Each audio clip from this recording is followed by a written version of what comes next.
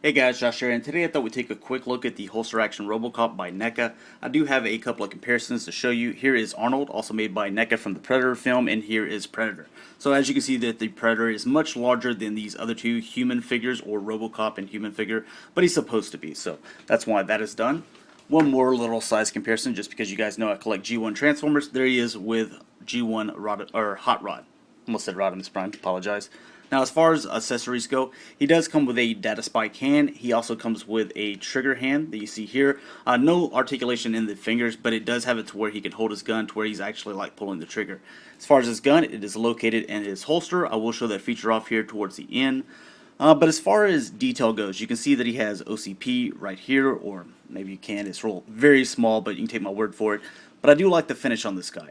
Now, they came out with several different versions. They came with a glow-in-the-dark one, which they actually released that when I was a kid, and I'll probably end up tracking that one back down. I did want to get the battle damage one because I think that one looks pretty cool. There's one that's just like this, but it doesn't have the action holster. This one is the best one to get in my opinion.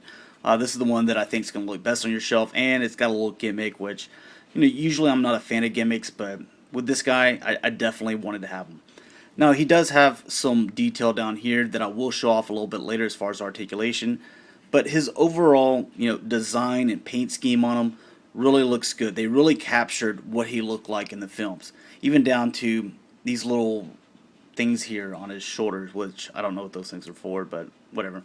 Now, as far as articulation goes, he can move his head. It's on a ball joint, so you can see that moving all the way around. So get a nice bit of movement there. He does have a bit of ab crunch here. He does rotate here at the waist. As far as his arm goes, he can move here, but it's slightly hindered just because of the way it's designed. But it is a robot, and it's supposed to be, look like a robot. So they're not going to have all those crazy articulated shoulders that you see in today's modern form, Transformers. His elbow can't go quite 90 degrees. That's about as much as he can do. But as far as extend, he can actually go a little bit, more than a straight line there. Both of the hands, or here at the bicep, they do rotate. So even though this one doesn't come off and have another hand to put on there, I guess you could take it off if you wanted to. Yeah, you could. You just wouldn't have anything to put on there. As far as his legs go, you can see that there's a bit of a gap, but that's so that you could do, a little bit of bend in here so you can get the legs kind of the way that you want it to. So it really doesn't bother me that there's that, huge gap that you can see in, just that one little joint holding it in. You can kind of move them the way that you want it to, so it really doesn't hinder the figure at all. But does move quite a bit there. Bends in the knee, as you can see, 90 degrees, so that's really nice.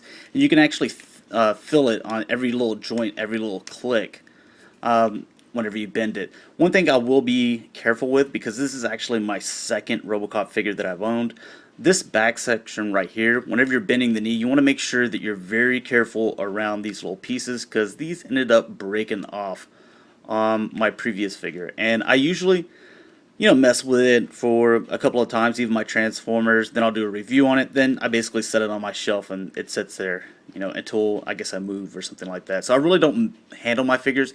It broke the first time, so something to be very careful about. But you can move these little feet, and you can kind of see this section right here sliding up in there. So they're like little, I don't know, sockets, or I don't know what you even call those. Hydraulics? Yeah, that's probably right. But so a lot of nice articulation on this guy, especially him being a robot. I don't expect as much that you would get on like a human or something like that. And as far as the face sculpt goes, it's not too bad. I tried to pick out the best one possible, just because you'll sometimes, whenever you look at him, you'll see little spots. It looks like like he's got a little 5 o'clock shadow or something like that. There'll be little spots there from the black paint. But this one seems pretty nice, and I like that they actually colored in the lips to be different than the skin. So NECA does a really good job with that. Now let's go ahead and exchange his hand.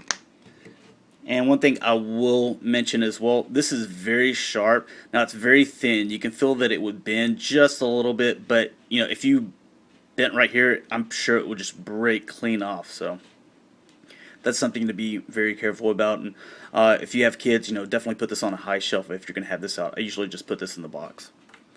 Now let's go ahead and put this hand on here. Come on, buddy. Alright, so that's usually the way I have him look there.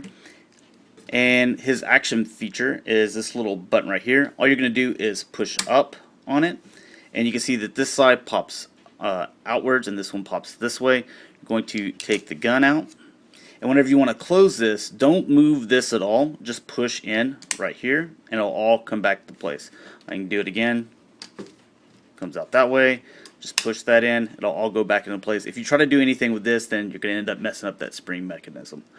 Then you can put the gun in his hand and move that around to where it's on the trigger.